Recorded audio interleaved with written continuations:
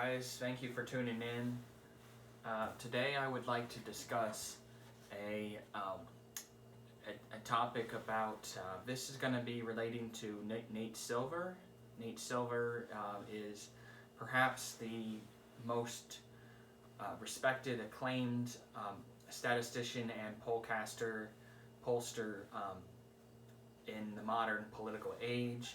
He first, I don't know exactly when he started 538, but 538 was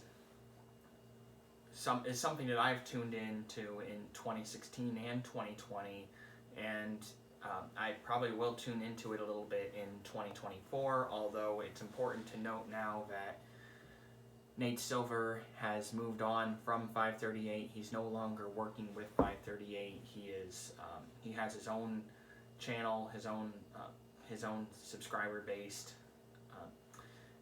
bulletin and polling website called the Silver Bulletin. So the Silver Bulletin is what Nate Silver is. That's where he's promoting his content now, and it's also important to recognize that Nate Silver has not been right on everything. He as well as pretty much the entire media ecosystem has underestimated Trump by about 4 points, I think, in 2016 and 2020. So Trump has been undervalued by the polls in every election cycle he's been in 2016 and in 2020. He was undervalued. It's considerably in 2016, where he went on to beat Hillary Clinton, which shocked the nation. Very few people expected that. I certainly didn't expect that. I remember that election night and being quite shocked that Trump went on to win. 2020, I think they made improvements, but it's hard to. I find it skeptical. I'm a little skeptical of the idea that pollsters are getting it 100% right now, and the pollsters are consistently favoring Kamala Harris. The pollsters seem to have a Democratic bias or a liberal bias in the sense that Trump consistently has underperformed the polls and seems to make it narrowly close no matter what election cycle he's in. Even with 2020 and Joe Biden, Trump only lost by 3 states in Georgia, Arizona, and Wisconsin. I think a grand total of like 45,000 votes. It was under 50,000 votes between those 3 states. If Trump had flipped those 3 states, getting 50,000 votes, 45,000 votes, it would have went on to, it would have been a 269 tie, and the U.S. House of Representatives, being Republican controlled, would have handed the election to Donald Trump, handed the presidency to Donald Trump. So where are we now with the Silver Bulletin and Nate Silver? Well, right now, the Silver Bulletin claims he's giving odds to Trump now. 55% odds to Harris's 44% odds. So Trump is slightly favored in this race, and that is under the polls, according to Nate Silver and the Silver Bulletin, are saying Harris has a national average lead of 3.5. So she has 49.2 to Trump's 45.7. So that's a 3.5 point differential in that article. So and a few other things I should mention right off the bat. So where do polls stand according to Nate Silver in the Silver Bulletin? Wisconsin at this moment, September 5th, or I think that it was published September 4th, but I'm reporting it now September 5th. Wisconsin had a lead of 3.3 for Kamala Harris. Michigan had a 1.9 point lead for Kamala Harris. Pennsylvania, 1.2% lead for Kamala Harris. Georgia, a 1.1 lead for Kamala Harris. Nevada, a 0.8 lead for Kamala Harris. And those are the five important swing states out of 7 that Kamala Harris is winning at the moment. Arizona at this time has a Republican lead, a lead for Trump at 0.05%, 0.5% for Trump. North Carolina has a lead for Trump of 0.3%. So if you look at the national average, which is Harris leading 3.5%, that's very good for Harris. Although compared to where Joe Biden and Hillary Clinton were at this time in their election cycles, not so great. Kamala Harris should be doing better. This time, both Hillary Clinton and Joe Biden were leading by at least 6 points at about this time. And there's reason to believe that with the upcoming debate on September 10th, and with a tendency for Democrats to outperform in August and have a convention bump, it's concerning for Harris that she underperformed her convention bump, her post-convention bump. So it's also important to mention that just a week earlier, this is interesting. So since Joe Biden dropped out of the race and Harris entered the race, she's been closing her lead. She quickly closed her deficit to Trump and managed to take a 4.1 point lead over Donald Trump. However, in the last week, this is interesting, in the last week, she has, her lead has reduced, her national lead has been reduced to 3.5. So that's a national average shift to the Republican candidate of Trump of 0.6%, a 0.6 point lead. So a narrow shift, but over the course of a week, it's been shifted to Trump by the national average polling has shifted from 4.1 in Harris's favor to now just 3.5 in Harris's favor over the course of a week. That's a 0.6 point shift to Trump. So it's also important to mention things like Trump had a 61.3% advantage according to Nate Silver. He said that he was giving Trump a 61.3% chance of victory on July 30th, a little over a week after Trump dropped out, or after Biden dropped out, and Harris was the presumptive nominee. So in this poll so far, Trump and Harris have been tied by Nate Silver's model.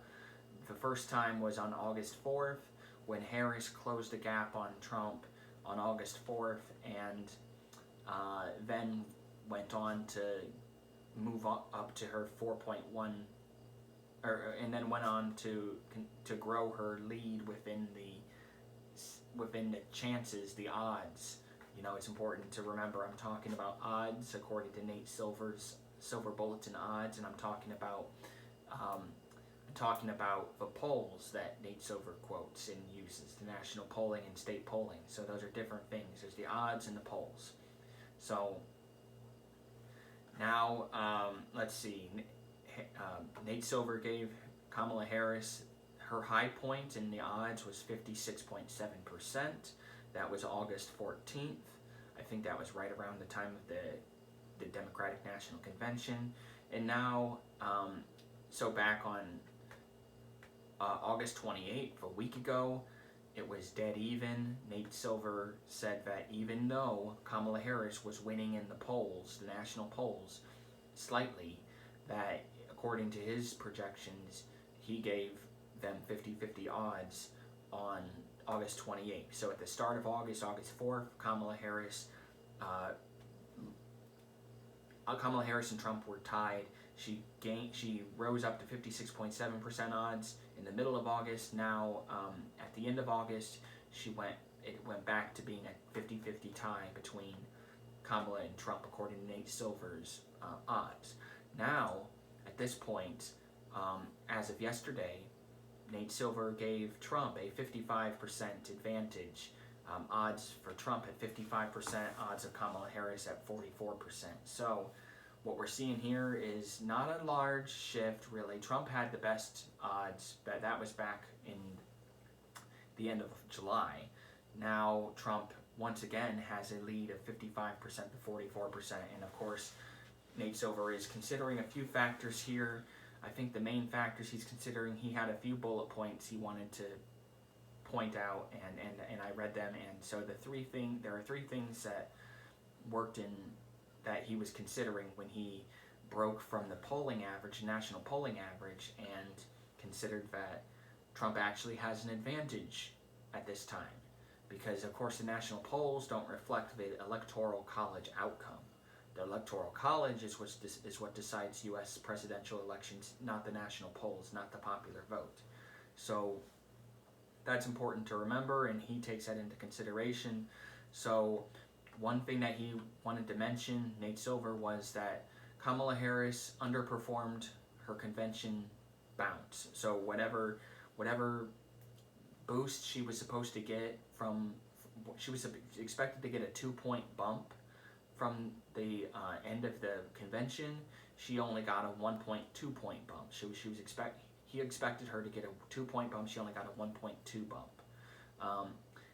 So she underperformed her post-convention expected bounce. Secondly, Robert Kennedy drops out of the race, endorses Donald Trump. Now, Robert Kennedy at one point was considered to be taking votes from Trump and Biden about equally, but now that Biden has been out of the race, I think it's considered that most of those RFK voters who were leaning Democrat but were scared away from Biden went ahead and came back to Kamala Harris. So RFK leaving the race, a lot of those were Republican type Trump supporter, potentially independents who maybe lean Republican. But I think the majority of the people who would have voted for RFK are now going to go to Trump.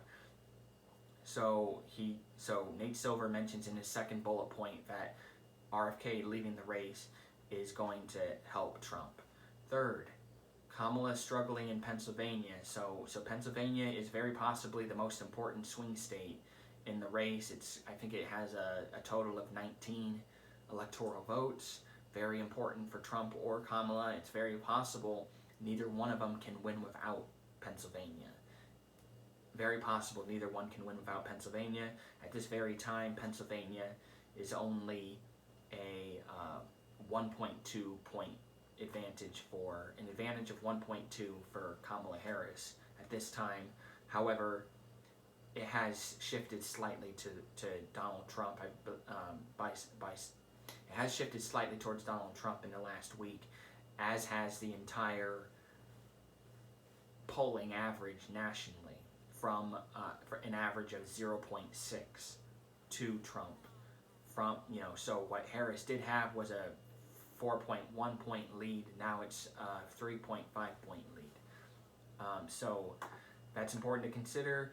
And with the debate coming up in a couple of days, we'll see what happens. But it's very possible, I'd say likely, that Trump continues to narrow the lead that Kamala has enjoyed having entered the race. It's very possible that with further exposure and with a debate where Trump has some advantages in the debate going in, it's very possible that we're going to see the polls closing. They're already very narrow, the polling averages. It's already going to be a very narrow, very close race. It's possible it's going to continue to get closer, or Trump could even take the lead. It's hard to say. But at this time, it's important to note that given the polling average of 3.5 in Harris's favor, nevertheless, Nate Silver in the Silver Bulletin gives Trump a 55% advantage over Kamala's 44%. So Trump has a slight favor to win the election at this time, September 5th. Thank you.